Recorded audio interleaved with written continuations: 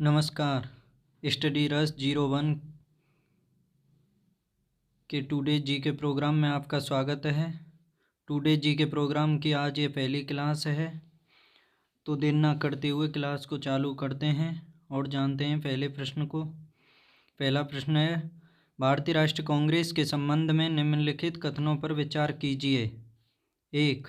इसका गठन 28 दिसंबर 1885 को हुआ था। 2. इसका पहला अधिवेशन 1886 में कलकत्ता में हुआ था। उपर्युक्त में से कौन सा या से कौन सा कथन सही है? केवल एक, केवल दो, एक और दो दोनों, ना तो एक और ना ही दो। इसका सही जवाब है ऑप्शन ए, केवल एक। बीते दिनों भारतीय राष्ट्रीय कांग्रेस ने अपना 138वां स्थापना दिवस मनाया। भारतीय राष्ट्रीय कांग्रेस की स्थापना 28 दिसंबर 1885 को बॉम्बे के गोकुलदास तेजपाल संस्कृत कॉलेज में की गई थी, इसलिए कथन एक सही है। इसका पहला अधिवेशन 1885 में बॉम्बे में व्योमेश चंद्र बनर्जी की अध्यक्षता में आयोजित किया गया था, इसलिए कथन दो सही नहीं है। जबकि इसका दूसरा अधिवेशन 1886 में श्री दादा भाई नौरोजी की अध्यक्षता में कलकत्ता में आयोजित किया गया था। इस प्रकार विकल्प ए सही है। नेक्स्ट क्वेश्चन, दक्षिण चीन सागर की सीमा किस देश से नहीं लगती है? ए ब्रुनेई, बी इंडोनेशिया, सी मलेशिया, डी कंबोडिया। सही जवाब है ऑप्शन डी कंबोडिया। हाल ही में अमेरिका ने कहा है कि एक चीनी जेट दक्षिणी चीन सागर के ऊपर अमेरिकी वायुसेना के विमान के बेहद करीब आ गया। गौरतलब है कि दक्षिणी चीन सागर दुनिया के सबसे अस्थिर क्षेत्रों में से एक है। यह सागर चीनी मुख्य भूमि के दक्षिण में स्थित है। यह ब्रुनेई, चीन, इंडोनेशिया, मलेशिया, फिलीपींस, ताइवान और वियतनाम से घिरा हुआ है।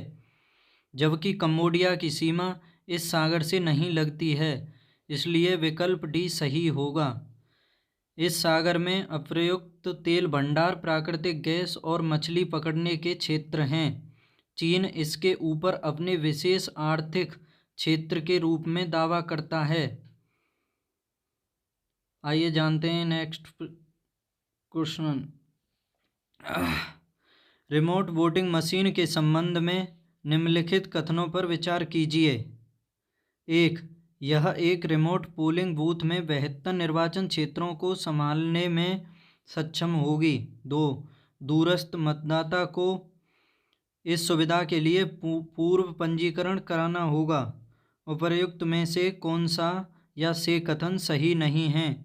केवल एक, केवल दो, एक और दो दोनों, ना तो एक ना ही दो। सही जवाब है ऑप्शन डी, ना तो एक और ना ही दो।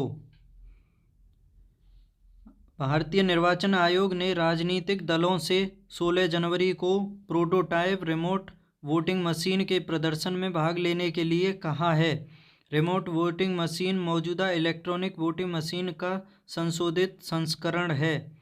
यह एक रिमोट पोलिंग बूथ में 72 निर्वाचन क्षेत्रों को संभालने में सक्षम होगी, इसलिए कथन एक सही है।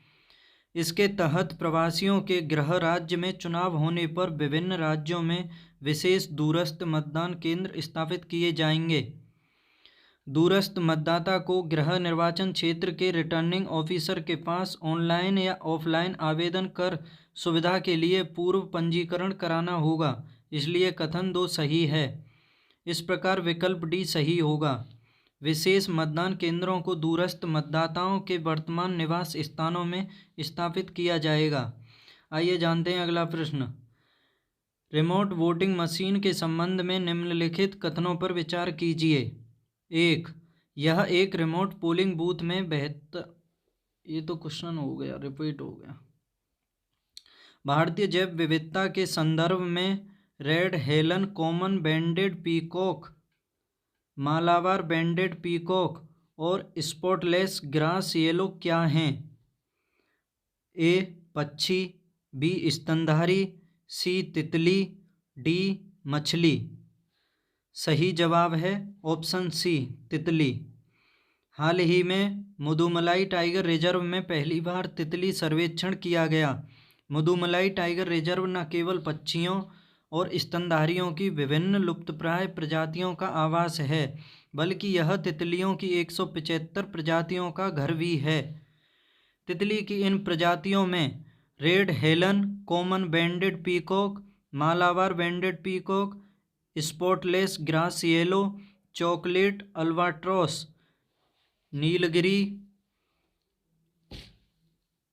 नीलगिरी टाइगर, कॉमन सार्जेंट और ब्लैक वेन सार्जेंट शामिल हैं। इसलिए विकल्प सी सही है। इस सर्वेक्षण में येलो जैक सेलर तितली भी देखी गई, जो तमिलनाडु में बहुत कम दिखाई देती है। इस प्रजाति को रिजर्व की कारगुडी रेंज से देखा गया था। अतः विकल्प सी सही है। हाल ही में चर्चित फ्लैश लाइट अंतरिक्ष यान किस देश से संबंधित है? Option A America, B Japan, C Canada, D France. सही जवाब है ऑप्शन ए अमेरिका। अमेरिकी अंतरिक्ष एजेंसी नासा का लूनर फ्लैश लाइट अंतरिक्ष यान चंद्रमा की 3 महीने की यात्रा पर है, इसलिए विकल्प ए सही है। यह अंतरिक्ष यान एक छोटा उपग्रह है जो एक ब्रीफकेस के आकार का है। इस मिशन का प्रक्षेपवक्र अंतरिक्ष यान को पहले चंद्रमा से बहुत आगे ले जाएगा। फिर चंद्रमा की कक्षा में रहते हुए यह चंद्रमा के दक्षिणी ध्रुव की ओर जाएगा। यह मिशन चंद्रमा के दक्षिणी ध्रुव से जुड़े कई अनसुलझे रहस्यों को सुलझाने में मदद करेगा। राष्ट्रीय महिला आयोग के संबंध में निम्नलिखित कथनों पर विचार कीजिए। ऑप्शन 1 कथन 1, इसे 1992 में एक संवैधानिक निकाय के रूप में स्थापित किया गया था। 2, इस आयोग की पहली अध्यक्ष जयंती पटनायक थीं। उपरोक्त में से कौन सा या से कथन सही हैं? केवल एक, केवल दो, एक और दो दोनों, ना तो एक और ना ही दो। सही जवाब है ऑप्शन बी केवल दो। राष्ट्रीय महिला आयोग को साल 2022 में महिलाओं के खिलाफ हुए अपराधों की लगभग 31,000 शिकायतें मिलीं, जो 2014 के बाद सबसे ज़्यादा हैं। राष्ट्रीय महिला आयोग की स्थापना राष्ट्रीय महिला आयोग अधिनियम के तहत जनवरी 1992 में वैधानिक निकाय के रूप में की गई थी, इसलिए कथन एक सही नहीं है। इसका उद्देश्य महिलाओं के लिए संवैधानिक और कानूनी सुरक्षा उपायों की समीक्षा करना और उपचारात्मक विधायी उपायों की सिफारिश करना है। यह आयोग शिकायतों के निवारण की सुविधा प्रदान करता है और महिलाओं को प्रभावित करने वाले सभी नीतिगत मामलों पर सरकार को सलाह देता है। पहला आयोग 31 जनवरी 1992 को श्रीमती जयंती पटनायक की अध्यक्षता में गठित किया गया था, इसलिए कथन 2 सही है। राष्ट्रीय महिला आयोग की वर्तमान अध्यक्ष श्रीमती रेखा शर्मा हैं, इस प्रकार विकल्प भी सही होगा। हार्मुज जल डमरूमध्य किसे जोड़ता है? ए फारस की खाड़ी और ओमान की खाड़ी, बी फारस की खाड़ी और अदन की खाड़ी, सी ओमान की खाड़ी और अदन की खाड़ी, तथा ऑप्शन डी ओमान की खाड़ी और अकाबा की खाड़ी। सही जवाब है ऑप्शन ए फारस की खाड़ी और ओमान की खाड़ी। हाल ही में ईरान ने हॉर्मुज जल डमरूमध्य के पास संयुक्त सैन्य अभ्यास किया। हॉर्मुज जल डमरूमध्य के नाम से भी जाना जाता है। यह फारस की खाड़ी को ओमान की खाड़ी और अरब सागर से जोड़ता है, इसलिए विकल्प ए सही है। यह जल डमरूमध्य 55 से 95 किलोमीटर तक चौड़ा है। यह ईरान को अरब प्रायद्वीप से अलग करता है। आपको बता दें कि जल डमरूमध्य ऐसा संकरा जलमार्ग होता है जो समुद्रों तथा झीलों को आपस में जोड़ता है। अतः विकल्प ए सही है, फारस की खाड़ी और ओमान की खाड़ी। इनका जन्म 19 जून 1945 को यांगून म्यांमार में हुआ था। इन्हें 1991 में म्यांमार में लोकतंत्र और मानवाधिकारों हेतु इनके अहिंसक संघर्ष के लिए नोबेल शांति पुरस्कार मिला था। उपर्युक्त विवरण किस महान व्यक्तित्व की व्याख्या करता है? ए. किम क्योंग हुई, बी. यून सुक येओल, सी. आंग सान सू की तथा डी. किम केओन ही। सही जवाब है ऑप्शन सी, आंग सान सू की। हाल ही में म्यांमार की एक सैन्य अदालत ने आंग सान सू की को 7 साल और जेल की सज़ा सुनाई है। आंग सान सू की म्यांमार की लेखक और नेशनल लीग फॉर डेमोक्रेसी की नेता हैं। यह म्यांमार के स्वतंत्रता नायक जनरल आंग सान सू की बेटी हैं। इनका जन्म 19 जून 1945 को यांगून म्यांमार में हुआ था। इन्हें 1991 में लोकतंत्र और मानवाधिकारों हेतु इनके अहिंसक संघर्ष के लिए नोबेल शांति पुरस्कार मिला था, इसलिए विकल्प सी सही होगा।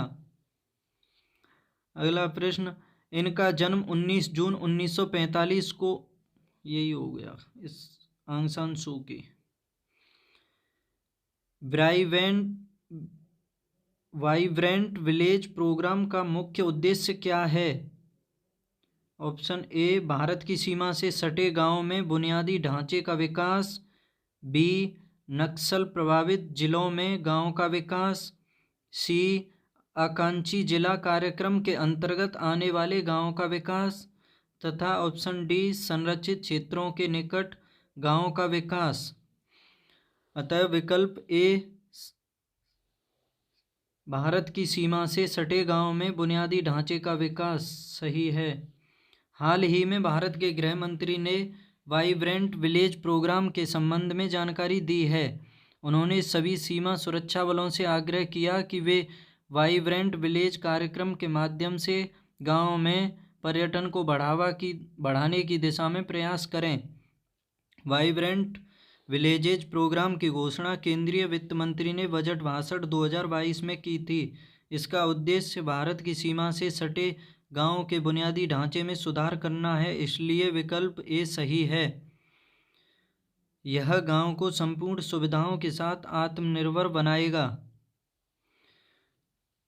अगला प्रश्न, राज्य के महाधिवक्ता के संदर्भ में निम्नलिखित कथनों पर विचार कीजिए। ए, इसकी नियुक्ति राष्ट्रपति द्वारा की जाती है। 2, यह राज्यपाल के प्रसाद पर्यंत पद धारण करता है। उपर्युक्त में से कौन सा या से कथन सही हैं? ए, केवल एक, बी, केवल 2, सी, केवल एक और 2 दोनों तथा डी, ना तो एक और ना ही 2। सही जवाब है ऑप्शन बी, केवल 2। भारतीय संविधान के अनुच्छेद 165 में राज्य के लिए महाधिवक्ता के कार्यालय का उल्लेख किया गया है। भारतीय राज्यों के सर्वोच्च विधि अधिकारी को राज्य का महाधिवक्ता कहा जाता है। अनुच्छेद 165 के मुताबिक महाधिवक्ता की नियुक्ति राज्यपाल द्वारा होती है, इसलिए कथन एक सही है।